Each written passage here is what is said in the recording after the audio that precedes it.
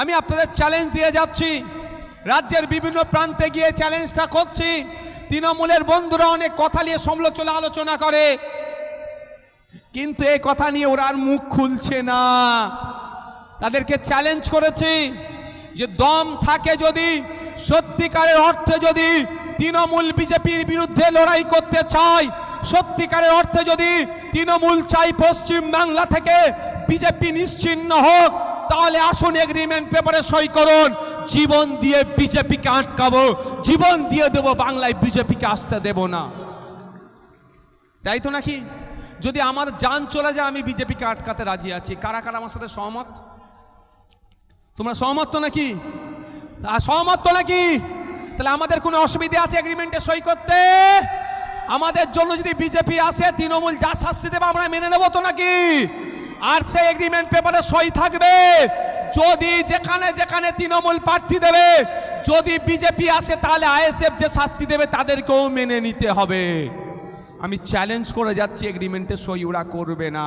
কারণ মমতা ব্যানার্জি ভালো করে জানে, যদি বিজেপিকে আটকানোর জন্য আমার বুকে বল আছে নওশাদ সিদ্দিকীর, সেই জন্য বলছি জীবন দিয়ে হলো বিজেপিকে আটকাবো। মমতা ব্যানার্জির ওই সাহস নাই। তার দলের নেতারা, ভাই ভাইপো দলের নেতারা দুর্নীতি করতে করতে গলা পর্যন্ত পৌঁছে গিয়েছে। যদি এই ধরনের আটকানোর চেষ্টা করে, তাহলে ভাই ভাইপো দলের লোক তো তিহার জেলের ভাত খাবে। তাহলে ওদের ভাই ভাইপোকে বাঁচানোর জন্য তিহার জেলে না যায়, আপনার ভাই ভাইপোগুলোকে ধ্বংসের দিকে ঠেলে দিচ্ছে। তাই আমাদেরকে জাগ্রত হতে হবে, সজাগ হতে হবে। তৃণমূলের ফাঁদে পা দেওয়া যাবে না। কারণ আপনারা, আমি ভালো করে জানি, বিশেষ করে আমার বাপের বয়সী যারা আছেন তারা ভালো বলতে পারবে 2011 সালের আগে বিজেপি বলে কিছু ছিল? এই বিজেপি বলে কিছু ছিল? আপনাদের হাতে সবার ইন্টারনেট, ভাঙড় বিধানসভায় দেখুন সার্চ করে। 2006 সালের ভাঙড় বিধানসভার আপনি তথ্য পাবেন, তুলে দেখুন ওখানে বিজেপি কটা ভোট পেয়েছে। বিজেপির প্রার্থী খুঁজেই পাওয়া যাচ্ছিল না। 2011 সালের পরে বিজেপি আসলো। কেন আসলো এটা আপনাদের বুঝতে হবে। কে নিয়ে আসলো? এই মমতা ব্যানার্জি দায়িত্ব নিয়ে বিজেপিকে পশ্চিমবাংলায় নিয়ে এসেছে। আচ্ছা, আমরা সবাই তো চাই বিজেপি পরাজয় হোক। এই আমরা যারা চাই হাত তুলুন আর একবার। আমরা সবাই চাই তো নাকি? দূরে যারা আছেন, এই ভিতরে যারা আছে হাত তুলেন। আমি জোর করে হাত তুলাচ্ছি না, আমি জানতে চাই আমরা সবাই চাই তো বিজেপি পশ্চিমবাংলা থেকে হারুক? সবাই চাই তো নাকি? যদি প্রয়োজন আমাদের জীবন দিতে হয় আমরা দেবো তো নাকি? বিজেপি নামক সাম্প্রদায়িক দলকে হারাতে হবে তো নাকি ভাই? হারাবো আমরা। কিন্তু আপনি বলুন কিভাবে হারাবেন? কিভাবে হারাবেন? আপনি বিজেপির কর্মীকে ধরে মারবেন? এটা অন্যায় হবে। এটা সংবিধান আপনাকে রাইট দেয়নি। আপনি কি করতে পারেন? বিজেপির বিরুদ্ধে ভোট দিতে পারেন, বিজেপির বিরুদ্ধে শালীনতা বজায় রেখে বক্তব্য দিতে পারেন, বিজেপি যে সাম্প্রদায়িক কথাবার্তা বলছে ধরে জেলের মধ্যে রাখতে পারেন। নওশাদ সিদ্দিকী পারবে ধরে জেলে রাখতে? রাখবে কে? মমতা ব্যানার্জি। আর আমরা কি দেখলাম? এই দেখুন না, আজকে তো এখানে এসে চানা মোটর বিক্রি করছিল, এর মধ্যে ঢুকে তাড়িয়েছি না? ওরা আমি জাত দেখার চেষ্টা করেছি, ও কোন জাতের কোন বর্ণে দেখার চেষ্টা করেছি। কি পেটের জ্বালা এসছে। যদি এখান থেকে ওর দিনে 300 টাকা ইনকাম হয়, যদি 300 টাকা ইনকাম হয়, এটা ভালো না খারাপ ভাই? ভালো তো। কিন্তু আপনারা কি দেখলেন? ব্রিগেডের ময়দানে যেখানে গীতা পাঠ হচ্ছিল, ওখানে একজন মানুষ, শুধু মুসলমান নয় ভাই, শেখ রেজাউল নয়, শ্যামল মন্ডল মার খেয়েছে।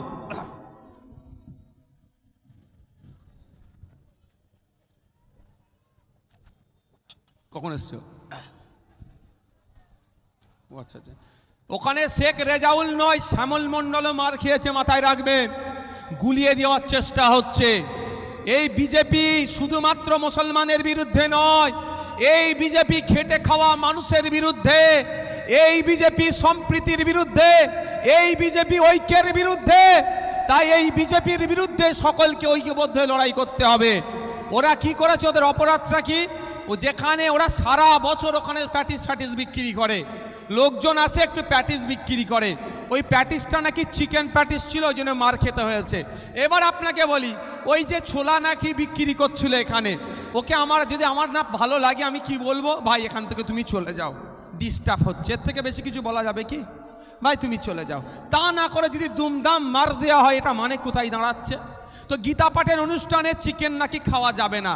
আমার হিন্দু সমাজ সম্পর্কে অত ডিপলি আমার জ্ঞান নাই, আমি গীতা ডিপলি পড়িও নি, সুতরাং আমি বলতে পারবো না ওখানে লেখা আছে কি না নাই, আমি এই বিতর্কে যাব না।